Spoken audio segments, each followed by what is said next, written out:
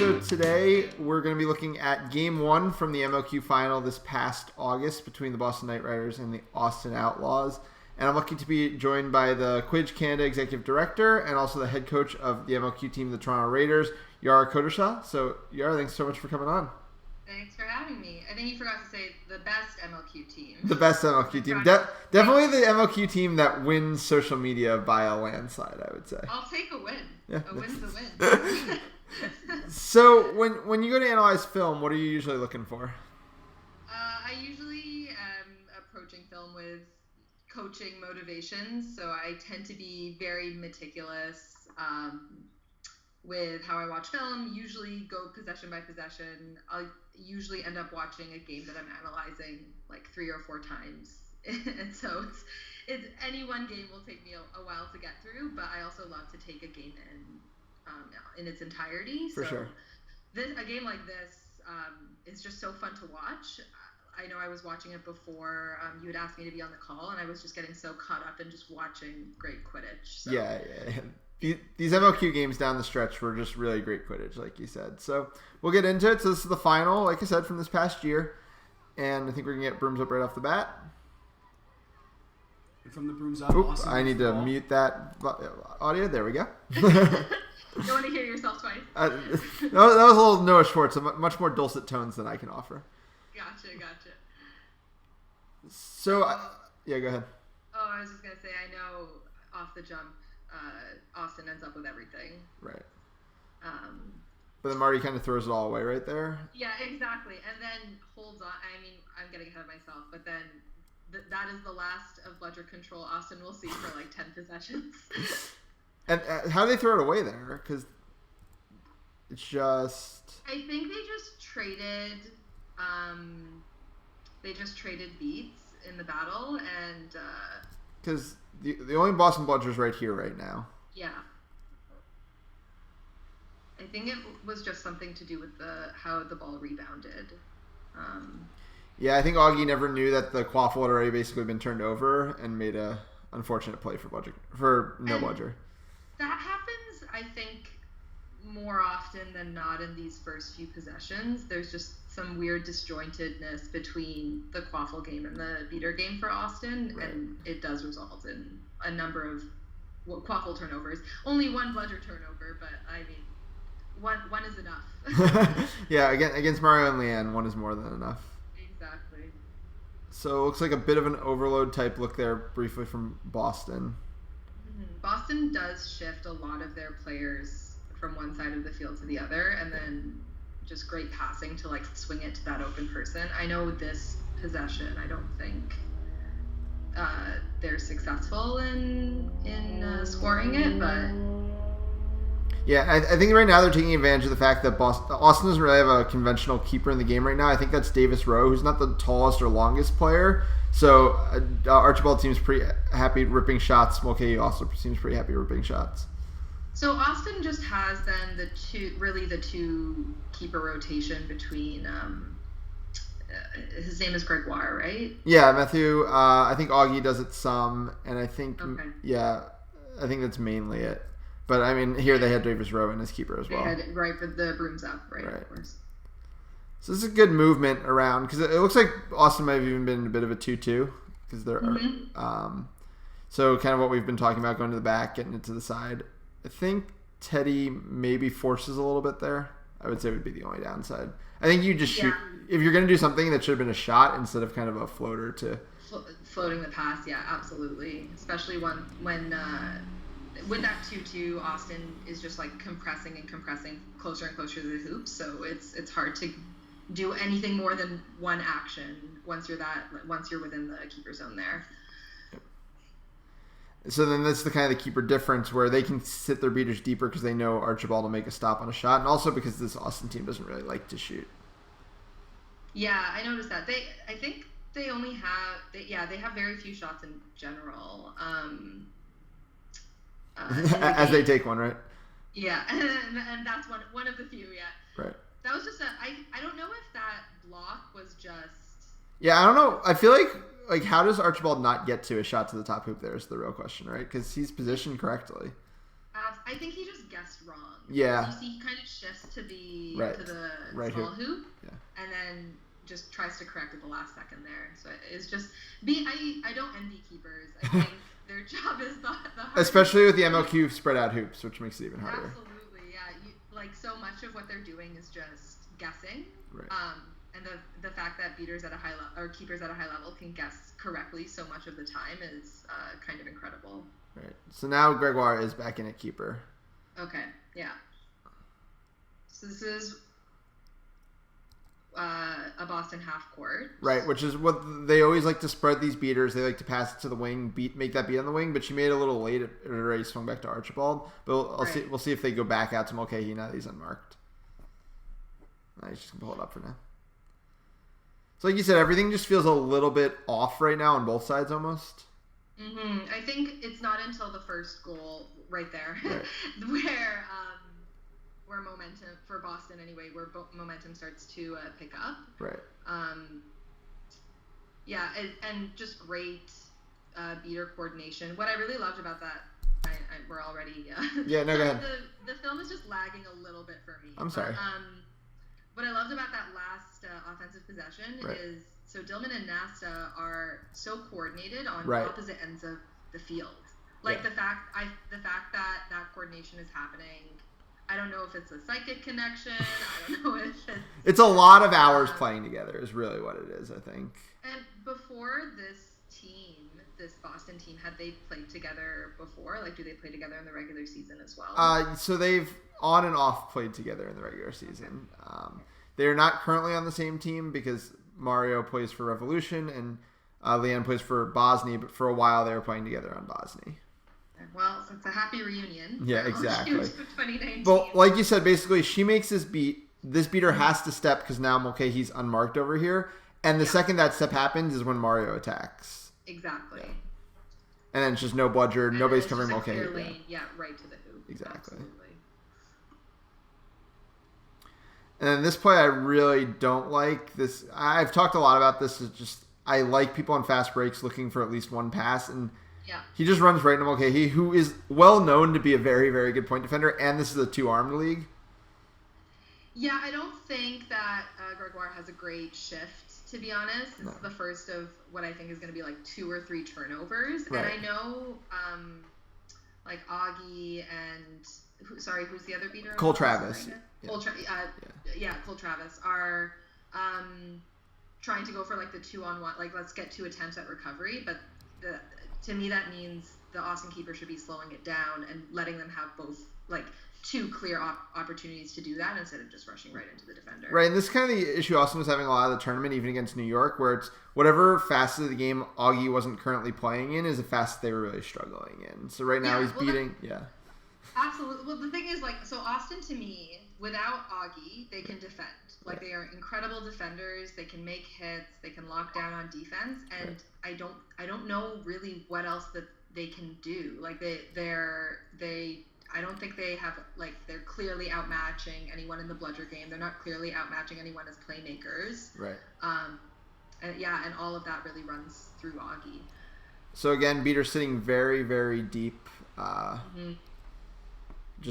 Which is because we think of Mario as the person who always crouched down, but really he's just using positioning to keep bludger control at the moment. He's just not taking risks.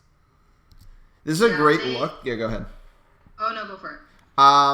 Because naturally, almost everybody would have the beater on the near side step out to her, and here I can't tell if it's Leanne or Lulu because it kind of looks shorter. No, I think it is Leanne. Yeah. She travels. You're right. She travels all the way from that far hoop because she knows that Mario is the one who has a beater on him, and she doesn't. Yeah, exactly. And all back to that psychic connection. Exactly.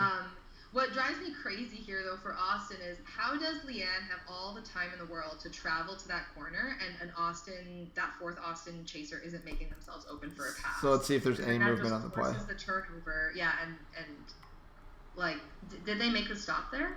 Oh yeah, they make the stop. So ball goes here. So it's the unmarked. So that's the unmarked player there. So Archibald steps. So it's really nobody guarding the hoop. So the only thing it's opening up would be a shot right now because everyone should be covered. Let's see.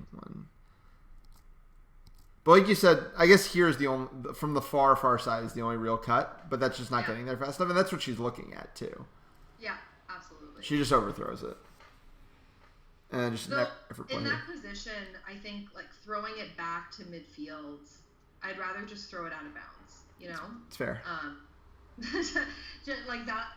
If you can't value the possession, at least avoid trying to create an opportunity for a fast break. But again, Austin locks it down. Yeah, the physicality in this series is just so good, especially with the 2-arm tackling. It's so fun. It makes me a little giddy to watch.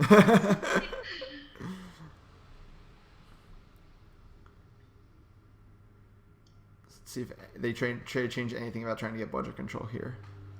Is this the possession where Nasta beats his own player? Yep. Yes, it is. Yeah. It's so... I love this possession because look at how fast Leanne is going to react after that happens.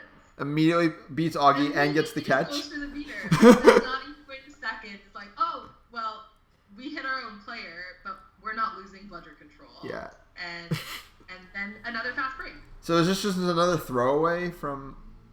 Because technically, Leanne has a bludger, so she can instantly play defense. Yeah. So is it... I don't know who's in the corner here. I think it's Casey Irwin. And then she's just on her back foot. Yeah, it's Casey Irwin, yep. Yeah. From the bludger, yeah. And I think it was... In the previous possession, it was McBride in that exact spot, basically in the same position on her back foot, like having to swing it to try and avoid the beat. Yeah. Except this time it resulted in a goal against, so not great.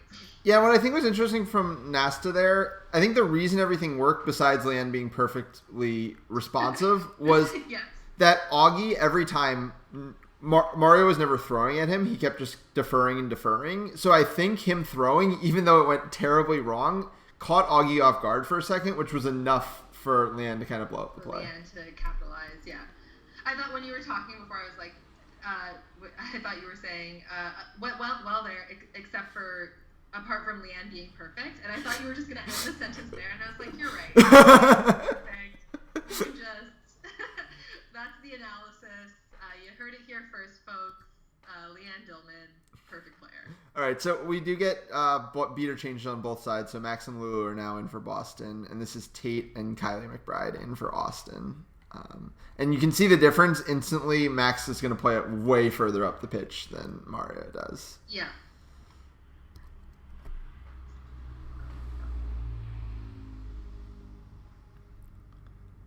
And let's see. So they're just swinging it.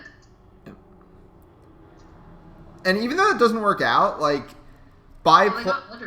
yeah. Right? Well, because by playing the bludgers higher here, it actually opened up this back area that they kept trying to expose, but then that Leanne was picking up instantly every time. Exactly. Yeah, I don't know if it was just not a quick enough reaction time from the Boston beaters, or if McBride and Tate just outplay them here. Yeah. They don't get bludger control still, so. Oh, they didn't get it? Yeah, no. Oh, that's right. There's a card on this play. I don't know how I feel about this card. I think that was a legitimate attempt at a stop. What they called dislodging? Was that the call? I think it was the hoop, yeah. Dislodging is like one of the toughest calls in Quidditch, in my opinion, because it's like it's so easy to knock these hoops over, like so ridiculously easy. Again, and then again, like the poor keepers, like they're just trying to do their job. Exactly. The sport doesn't make it easy for them. So I'd like to see, like, so you're up a quaffle player here. When you swing it to that unmarked player, he should be ready to go faster, right? Yes, like cut in. Yes. Like his first step was backwards, even though Lulu is like 10 yards away from him. I wonder, and I found that this was happening also in the last few possessions. Mm-hmm. Like it's like the Austin ball carrier is just unwilling or afraid. I don't want to attribute like the wrong feeling to it, but like unwilling to take that beat and then do the kick out. Yep. Because they're not getting close enough to engage the beater, and then they make the pass, and then they're, I was about to swear, they're putting their receiver in a bad position. So they didn't score in that possession, I think they did get bludger control. Kylie made a nice play on Lulu when she was a little out of position, just basically stripped over the bludger. Yeah. So yeah, I think Boston's going to be patient here. Obviously, down a player. They're kind of in an overloady type set again because it's just a safe spot to stand behind your bludger and let the penalty run out. It's wild. There's literally not a single Boston player on the right side of the field. It's true. It's just wide open space there. But then again, like the zone, they're still sticking to the zone. I wonder if but there was no need to shift any of their players there because it's who is this beater who isn't McBride? Take K. K, yeah. So K just waits for the tappy and then engages immediately and like does all the work. Right, yeah, he blows up the play. Yeah. And then he's just running, like just throwing and running and throwing and running. Yeah, he smartly just threw one ball because he knew even if he missed, it would be... Yeah, exactly. And much better from Austin there on the fast break, actually absorbing contact and looking for a pass instead of just always trying to run through people. Which I think, because they've had so many years of success doing that, that can be a tough thing to remember to switch off to.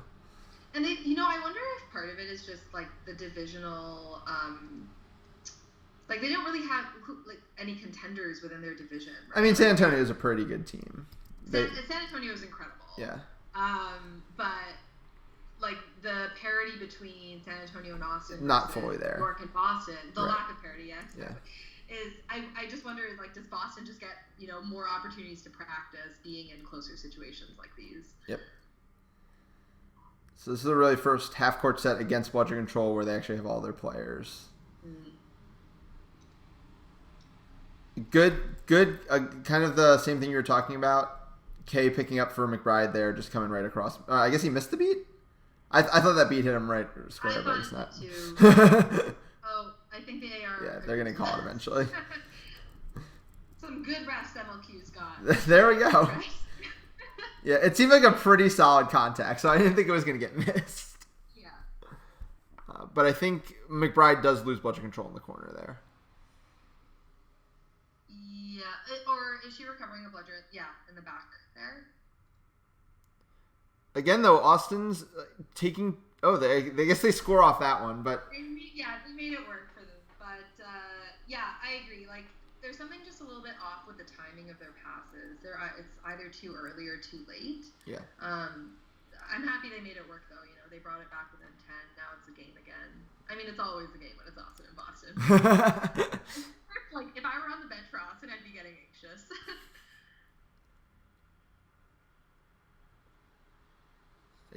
And K just wins another exchange with Havlin there.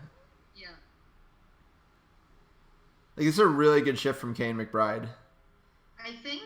So when I was watching through this... Sorry, that was Jack Wang. I just need to apologize real fast. K had said that. Go ahead.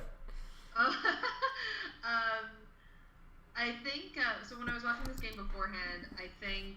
I was kind of like keeping tentative track of the bludger stat, the beater stat, and so before this McBride take K shift, there had been zero bludger opportunities for Austin, right? And then once they came on, they had 3 0 bludger opportunities, scored on 2 of them.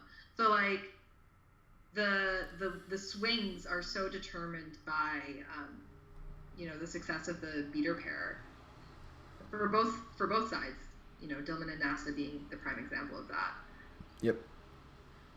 I feel like McBride's got the only bludger in this play. They lost bludger control. I think this is a really high press in this situation. Like, what are you hoping to accomplish here? Yeah, I'm not sure. So does she force a pass? Yeah, the pass is going to go to Greenhouse, who's wide open on the wing there. Right. And where's the other bludger? The two male beaters had exchanged bludgers, and Boston had taken bludger control. Lulu had kicked it back. Is that not Austin with the bludger right there? Oh, you're right. Oh, I guess he just chased it down, and I guess she knew that. Yeah. Yeah, and then he just gets back in the play. He like goes off screen without it, and then comes back in screen with it. So you wonder what happened there.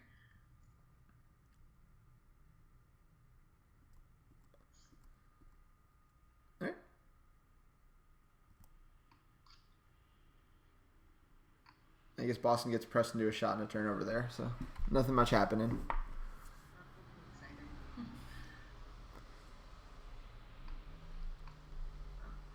And now Boston's in its third beater pair set. So I don't think Havlin and Zoo basically got ball control the entire shift.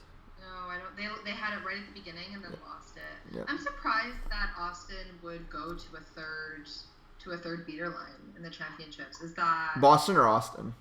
Austin. Austin, I feel like the beaters are pretty similar levels at this point.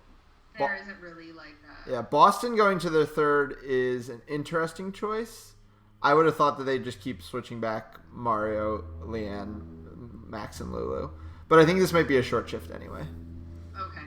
And this is Augie's first time in the game at Chaser. So we'll see. That took 10 minutes for him to get in. It really is. Yeah.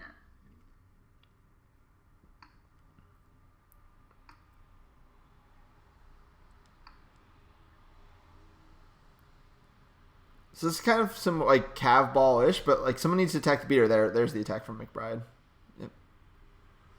That was really badly in sync though. Like, so McBride's gonna attack, and it's Cole, right? Yeah. So McBride's gonna beat Serena, but I think I can't tell who has the ball over there. He doesn't go off of it. Yeah. Is it another timing issue? He passes back. And then he loses the ball. Yeah, exactly. It's not in sync timing, which Boston has been so perfect on so many times in this game. Yeah, absolutely. With Austin, I feel like I don't know if the mindset is like we're trying to value the possession, and if it doesn't work, we'll make it up on defense. But like, why not just be aggressive with the opportunity? You're already 10 minutes into the game, Right. Jesse here makes a beat that he misses, and when you only have one bludger, I think it's a pretty aggressive line of play here. I mean, your best case, I guess, is a ball bounces off her and goes right back to you, and maybe you get bludger control, can still play defense, but he completely whiffs, and she threw back anyway, and then it's no bludger. Swings all the way off pitch too. Yeah, that's not ideal. So would you then suggest the play be like a throwback or a pass back? Yeah, a throwback. I mean, I guess his partner was defending the other bludger from him, so I mean, it's obviously a tough spot there, but I don't like the aggressive throw by any means. It's fair. I guess I respect like do something. Sure. Don't get caught off and like drop it right at your feet, right? Oh, I think. Oh my! Is this the play? Austin scored off of this, right? Yeah. So they reset all the way back to an Austin Quaffle player. Austin just outran.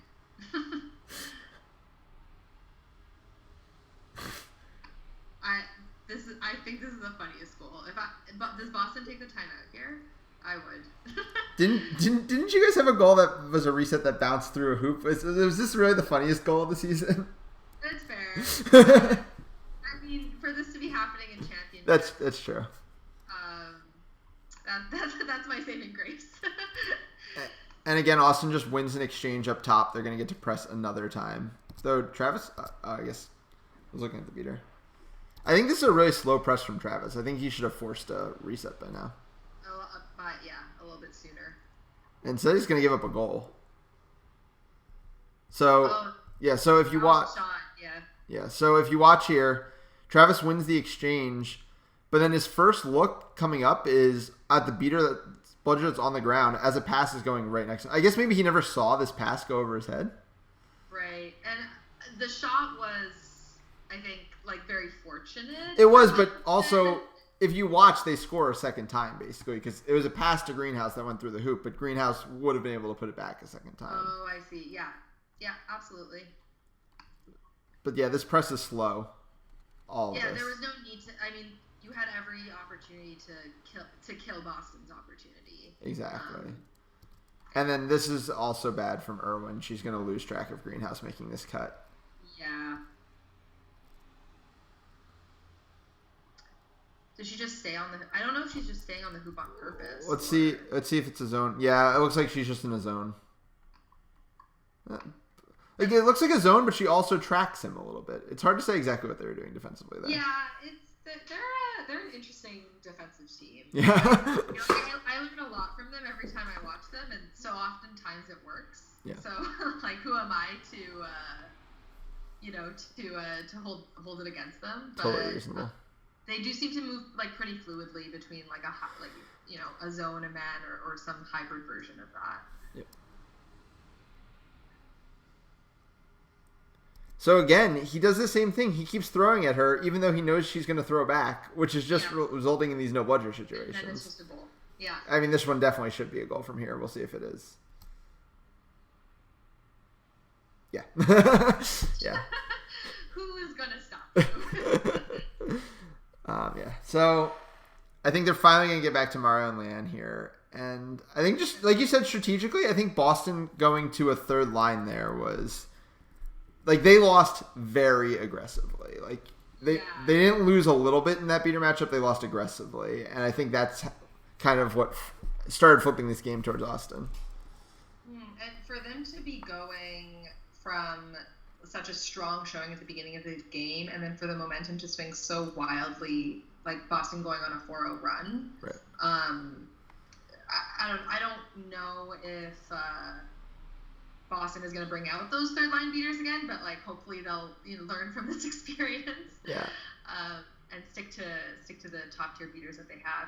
The other advantage that I think Boston has with their beater lineup is that they're not having to rely on beaters that are committed to other positions, like Augie, right? So your beaters are exclusively your beaters. They're Team Canada Team USA tier beaters that can easily run forever. There's no need to go to your third line. So this is something I like to highlight that specifically I think Kylie McBride does and very few beaters do. When she's kind of playing that back position at hoops, she actually tracks more players behind the hoops than most people do. And this Boston set always kind of wants to attack that area. So she's doing a really good job preventing Grace Dastu here from doing anything. There should be like a counter in the top of the screen for the number of times she turns her head back to see. You can tell she's like very aware of where everyone is and how they're moving. Right. And it kind of forces Boston out of that set, which they used a lot this season. Good beat there by Nasta, but good throwback by Travis. So I like the look, even though it doesn't work out. So again, Boston always ready to go the second the bludgers are out of everybody's hands. So that's what you want to see. Yeah, honestly, that shot should have gone in. Yeah. I don't fault the shot for being missed by a hair. Exactly. And again, go for it. And this is like what we've seen a lot from this Boston team, and a lot of what we've talked about in terms of attacking zones like this. You come from this horizontal side, and you've got either, because all of the defenders are literally in one line here, you can see them all lined up. Yeah. You have infinite passing options for a good shot. Absolutely. And as soon as a Boston ball carrier dumps or gets rid of the quaffle, they're on the move. Right. They're always moving into space. So, their offense, Boston's offense easily outmatches Austin's offense. Austin's defense easily outmatches Boston's defense. So it's just really, it feels like it's going to be a coin flip as to which one is going to work on any given possession. It's true. And Boston did get bludger control there, so Mario and Leanne have now played, I think, 2 total possessions where they didn't have bludger control, and they immediately got him back on both of them. That's par for the course. Yeah. I mean, the tournament they had was just insane. It really was. Yeah. That would be a stat that I would like to see. But I also feel like it'd be the easiest stat to guess. 85% of the time you have bludger control. So Nasta finally gets to step up because I think Cole just missed a tap beat. But nothing crazy happened. Good composure by Austin. I mean, this is what Austin's very good at. They're good at kind of killing time right around midfield, though I think he's going to use a reset there, unfortunately. Yeah, just a bit of an errant pass there. Yeah. And then, he just wiped out. That's rough. That turf was slippery. I can speak from experience. It was great turf. Thank you, Richmond. But, yeah, I had a couple wipeouts myself on that field. But they stay composed, and now you're kind of seeing the dichotomy because Austin... It's almost like 2 lines of war that don't want to contend with each other because Austin doesn't want to push any higher and Boston doesn't want to push any higher. Yeah, exactly. The possession, and it's just that way. The possession, I think, the Austin offensive possession is so much longer and takes so much more time than the Boston offensive possession. Yeah. And yeah, I think that's just a stylistic difference there.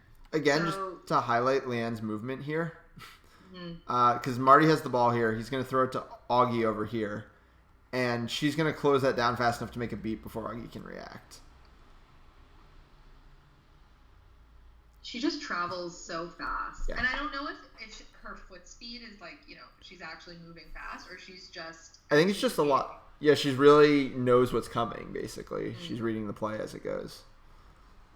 When you're smart enough, you look faster than everyone else on the field. It's true. So they still have bludger control then. Yes. So they're going to set up those split offense that they're always looking for. Dillman's going to go all the way to the far side with Mulcahy. So and then run the offense. Exactly. Dillman's all the way over here. They're going to swing it to Dastu because she's the uncovered player. They're going to make somebody respond to her. And if nobody does, she's just going to walk in. Bad pass. Yeah. Oh, that's unfortunate. They were set up there to make it work. Yeah. But they still have bludger control on defense. Do you find that when they're playing against Austin, Boston will just prioritize hanging on to those bludgers? I mean, it's not what Max and Lulu do, right? But it's definitely what Mario and Leanne have been doing. They've been playing every defensive set in their own keeper zone. Like, you can see it again here. They're happy to let people get tap beat up top. They're not, like, there's no reaction to those tap beats from either of them. This is the furthest up I think we've seen Leanne the entire game. There we go. Some good bludger exchanges there.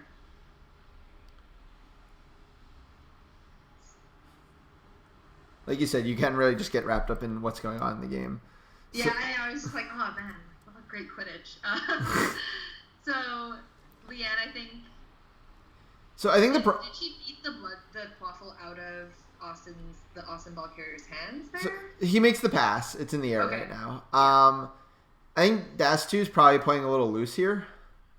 Dillman probably doesn't think he's going to have an immediate passing option. He has a pretty open one. She makes a good tackle, though, for sure. Again, Gregoire trying to drive through people, which just hasn't worked for him at any point. Unnecessarily, yeah. We gotta stop making the same mistakes. Time to learn from our errors. And then I'm not sure. Is the stoppage there? Was that just the slide? Yeah, Mulcahy got a card. Yeah. It's a couple of cards against Boston now. Yeah. So the beaters kind of have Monroe surrounded because somehow Dillman got bludger control back again. But it looks like Irwin should be a pretty safe reset over there. Yeah. Yeah. Back to that's Josh Anderson, right? Yes, I believe so. And he's their keeper also. Right? So there's Josh Andrews and there's John Anderson, which is very confusing. Oh, okay. And they're both the two tallest people on Austin's roster. I don't feel bad for getting that wrong now. This is a more dynamic offense from Austin, where they actually went to a wing and then all the way back. Yes. Which is good to see. And they even got bludger control out of it. Because that's the thing. They've never, the whole game they weren't really changing Leanne and Mario's kind of eye focus, right? They were always focusing forward, and then by actually moving it around a bit, they made it a little bit more complex for them.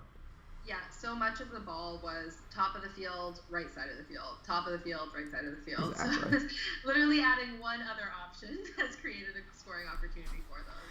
Right. So as much as we've kind of hyped Boston in this game, I mean, Austin's up 70-40 at this point. Yeah, and so much of that is just attributed to that run, that 4-0 run that they went on at like minute 8 or 9. Exactly. Oh, good. Let's see. I think Casey Irwin's gonna intercept that. Yeah. So I like this. I think someone needs to spread out here more. This really shouldn't work this well. Like, she should not be able to step out here as the only bludger in the play when your team lost bludger control. Somebody should be getting open for, and I think that's the mistake. The pass should just go out here. Yeah, absolutely. And I mean, this is kind of contrary to what Boston had been doing up until this point. Right. Not making use of like the available space, but because Teddy should know there that they're playing that kind of hybrid 2-2, so there's going to be open players running around, and then he just kind of tried to force it to the person closest to him. But I mean, the good thing is everyone's set back up on D, right? Like previously, those turnovers Austin was punishing Boston for those turnovers with a fast break goal. So at least if you couldn't make something happen on offense, you're there to lock it back down on defense. Pair of insane hustle plays there from Mario and Teddy to get both bludger control and the ball. Yeah. And Jake gets to do the easy part. And then the fast break. Yeah. That's a predictable outcome for sure. Yeah. So now Austin's finally getting into kind of the beating. I feel like TK had most of the success for Austin earlier in this game, but as the beater, and I think he got hurt. I think earlier in his first shift as well. Yeah. And then Casey Irwin also had an injury, and I think another player on Austin also was dealing with an injury. Not to give them any excuses, but context matters. So Austin never Leanne has to chase a bludger. I don't know how it ends up over there.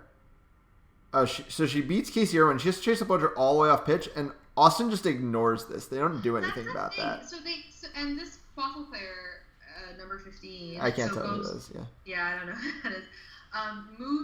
Is moving into that space and then just goes, off looks the, entirely open space behind the hoops and then just passes it back up top. Yeah. This is the perfect chance to attack Mario here. You've got two beaters here. You can move the ball around. You can force his eyes in different directions and you can attack him. And instead, I think they're going to let Dillman get all the way back into this play before they even run an offensive set. Yeah. Yeah, and there she is.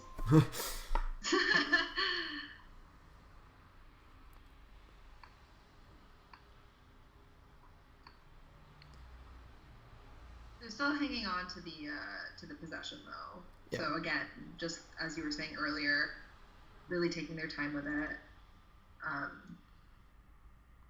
Because they're not, again, I don't know if it's an unwillingness or what it is, but just not cutting to the middle. Well, now they can't, of course, because they're going up against two. But yeah, I mean, if the beaters are turtled, you either have to, switch their positioning. Oh, good play there, or take a shot on them. And I guess that was kind of a shot, but it was pretty off balance. Let's see. It's not really the shot that I want my players taking. I want them stepping into something from that far because it's tough to get enough on it. Yeah, absolutely. Right. I think we can get the ball going the other way.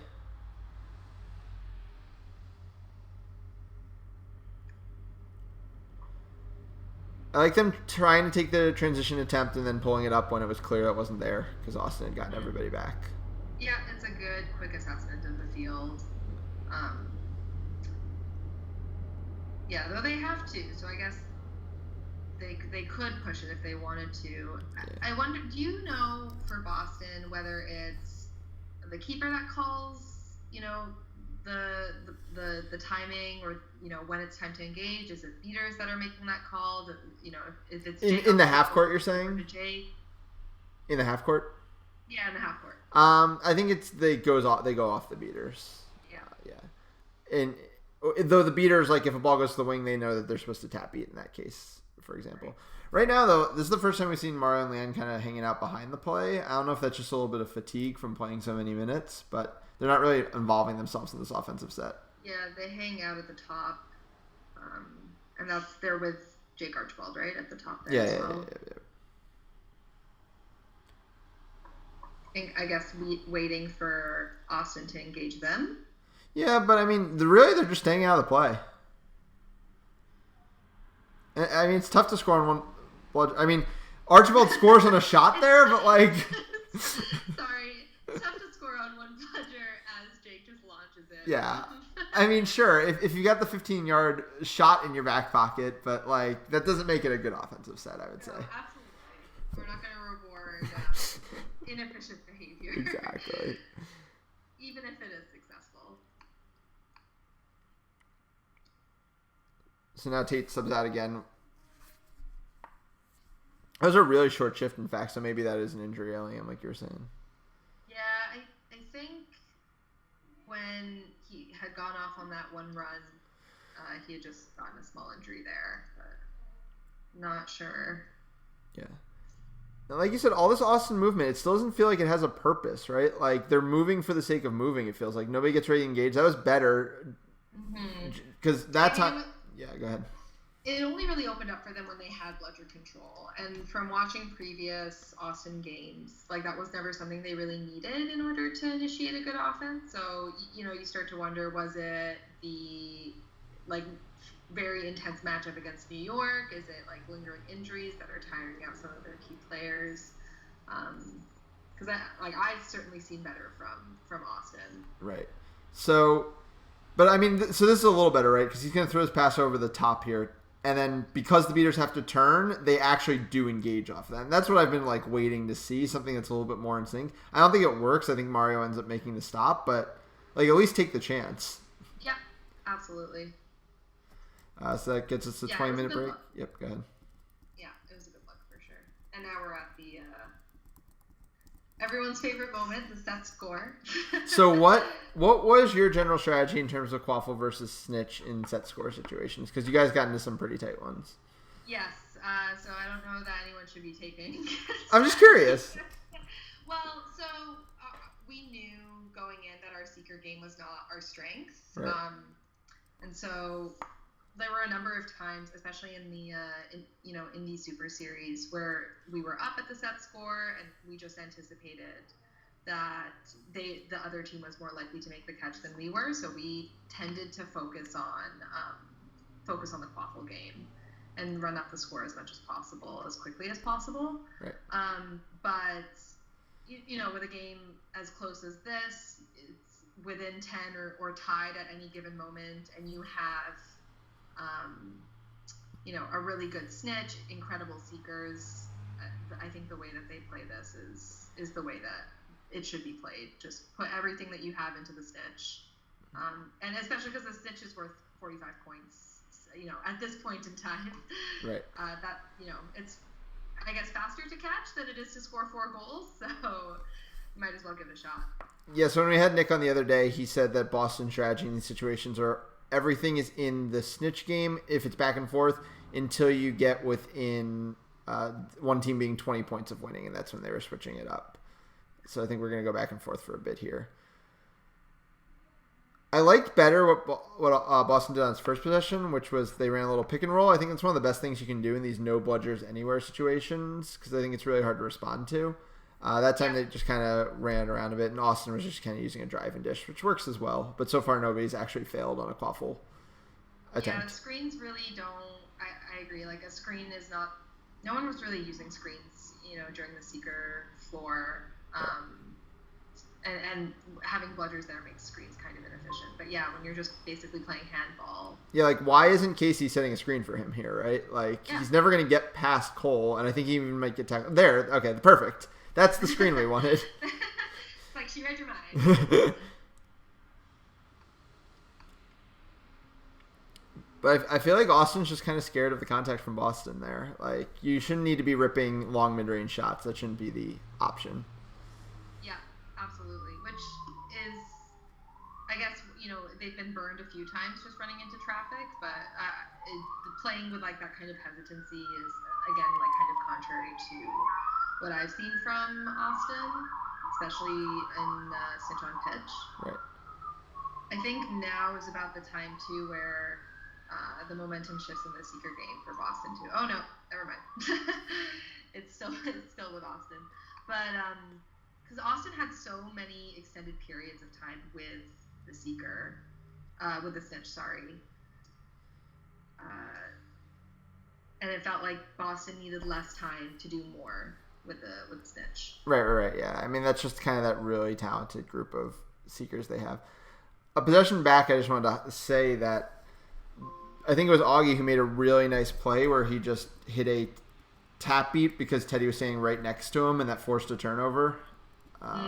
If you shouldn't be so locked in on the Seeker game that you miss basically a very, very free Quaffle turnover if it's going to be right there for you, because the odds of them catching that 1 second aren't that high, and goals definitely matter, especially in these set score situations. Absolutely. Yeah, so it was funny because when I was watching not just this game, but like the other MLQ games from championships. So much of the strategy is like determined by the set score, and it's so much more interesting because of the set score. It can't really be applied in international Quidditch right now, or in Canadian Quidditch, US Quidditch. So I don't think I ever really noticed. I haven't watched this game that many times back actually since. So that was the catch, that one. This game actually was a bit more of a like bellwether for the fact that Austin was going to struggle to put up points in the snitch on pitch in game 2, because they've only scored once since we hit the 20-minute mark. I think they've been stopped on 3 different occasions, and that's obviously going to bear fruit now in this. Like, it didn't end up mattering in this game because Boston caught, and then because of that, it was basically over since the teams were pretty close to each other. But in game 2, it ends up making all the difference because Austin's sitting on 1 goal away from winning for a long time and can't score. And that's because, again, Augie's not in the Quaffle game, and they seem to have so few ideas when he wasn't there. And is the Austin keeper also the seeker then? Josh Andrews, one of the keepers, is the seeker. One of the keepers. He's like, I wouldn't say he's their top line keeper by any means. Okay, but he is their top line seeker. Yep.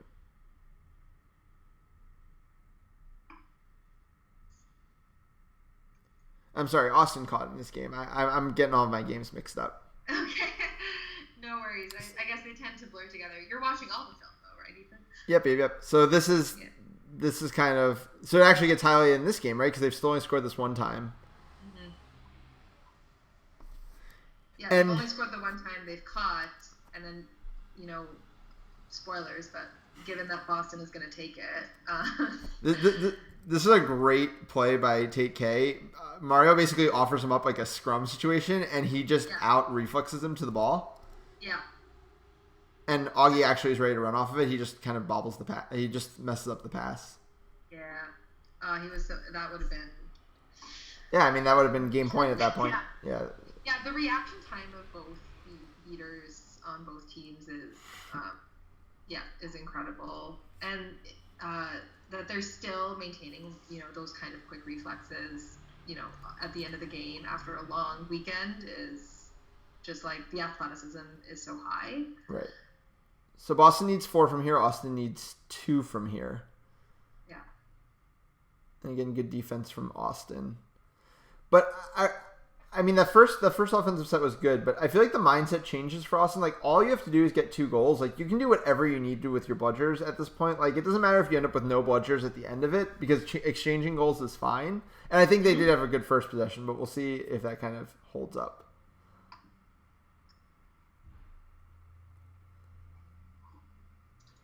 Monroe's probably also pretty shot at this point because he just did all that seeker beating.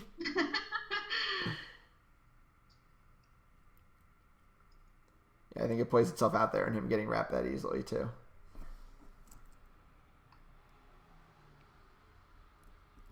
So they're going to be up a player. And sorry, so there's a card on this play? Yeah, that wrap was called a back contact. Good call, Ref.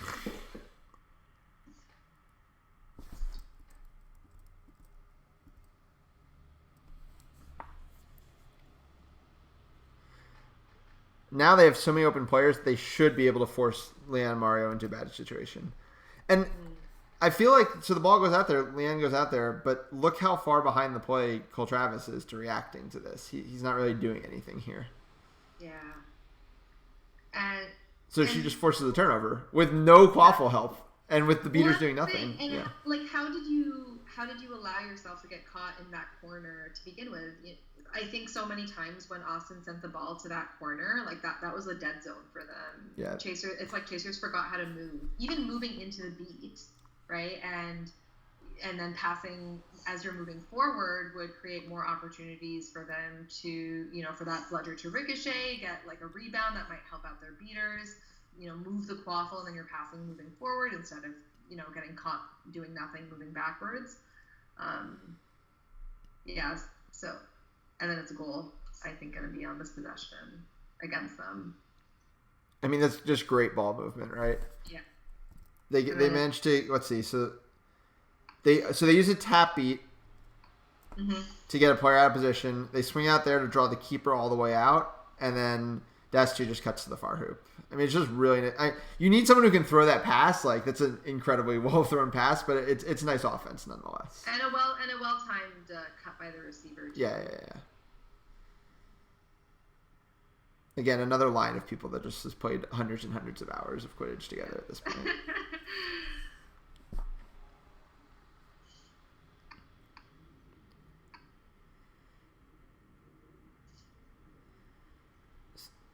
So again, it just feels like these tap beats for no purpose, right? Like nothing's happening off of them. That's definitely better. They force a no bludger. But Austin's never looking to pass. They always want to drive off that no bludger. I think maybe another card's coming.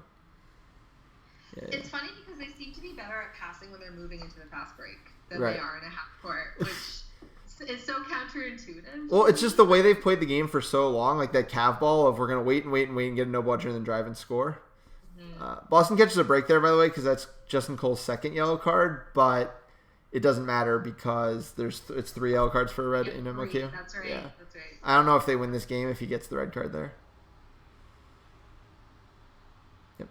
So they score off of that tackle. Yeah.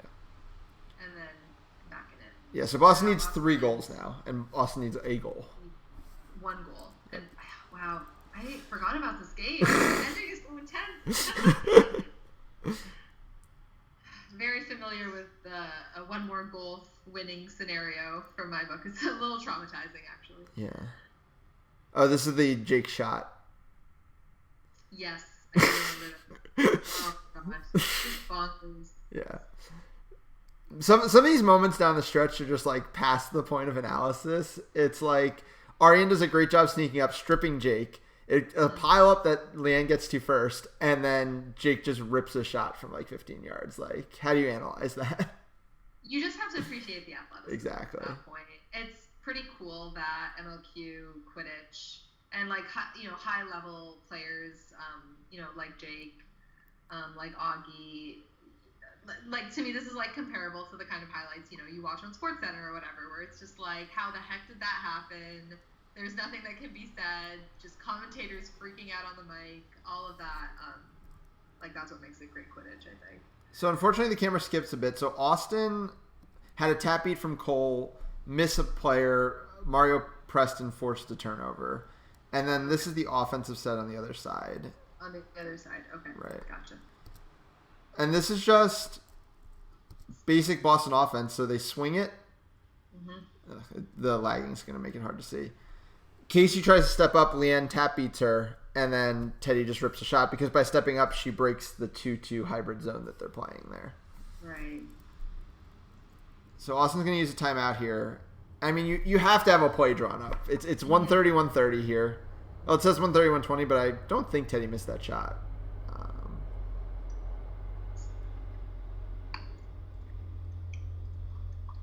So let's see what the idea is here. Because, again, it doesn't matter what the bludgers look like at the end of the play. You literally just need to get... You just need to get a goal. Right. Exactly. And these tap beats just in front... I like the 1.5 idea, but he misses. I like the tap beat in the 1.5, which is probably what they drew up, and Cole just missed the tackle. Yeah. Though, like, you wonder if 1.5... can ever be effective against a beater set as good as what Boston is giving. It's played so rarely in MLQ generally. Right. So the idea of kind of there's definitely an idea on wrapping Mario to kind of reduce his mobility, but I would like to see it come from the other beater. Where is the other beater on this play? She's just behind the play.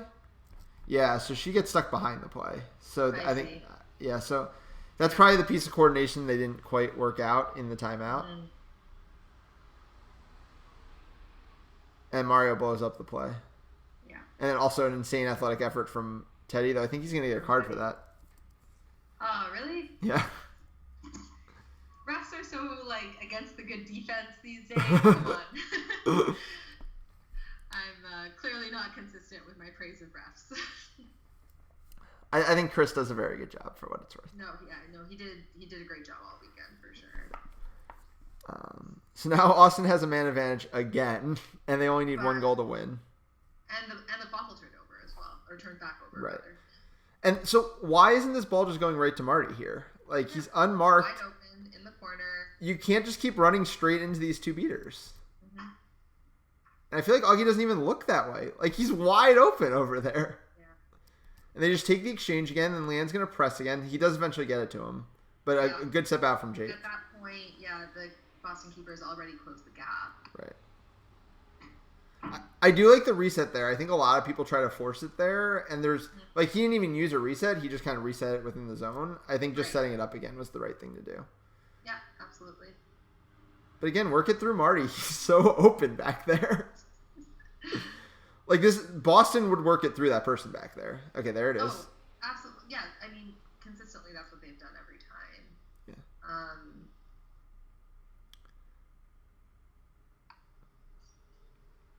Yeah, a stat that I would be really interested in seeing is Austin's success against two bludgers, just generally. Yeah. Because if I had to guess based off of the game, I think it would be maybe like 3 of their 90 points. Honestly, might be high. But, yeah, that might be generous. Yeah, absolutely. Let's just break down one last really nice offense from Boston. So they want to get to Grace eventually. She's on the wing over here, unmarked. So they're just trying to draw attention away from here. The way they're going to do it is, I believe this is Dillman here. So the ball's going to go to Costa. She's going to beat the point defender. With the point defender gone, McBride has to step up, and then it's just wide open over here. Like it's really nicely drawn up offense. Yeah, absolutely. But yeah, so I mean, from 20 minutes on, so the last 10 minutes of that game, Austin scored 2 goals in the Quaffle game. It definitely felt like the first 20 minutes were moving with so much more pace than the last 10, right. and obviously part of that is when the beaters move into the snitch game, that's gonna halt your Quaffle momentum somewhat. But to me, for a team with so much for two teams with so much athleticism, like that should just be your time to go. Yeah, and I think a lot of it just kind of came down to, let me stop this. I don't need to see myself interviewing anybody.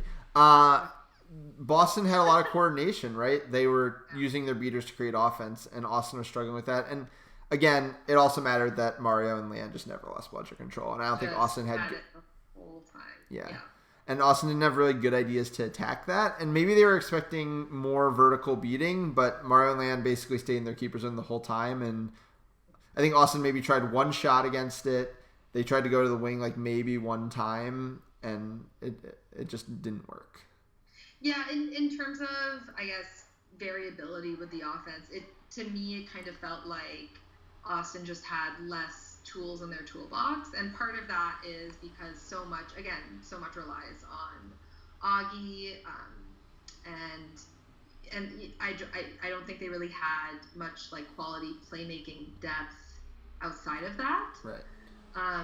Whereas like on the Boston side, like Jake is able to just keep, right? He doesn't have to worry about doing anything else. Costa can just chase and hit people, and he doesn't have to worry about anything else. Exactly. But like Augie has to like carry so much in different aspects of the game, except defense, which is what kept the game within 10. Yeah.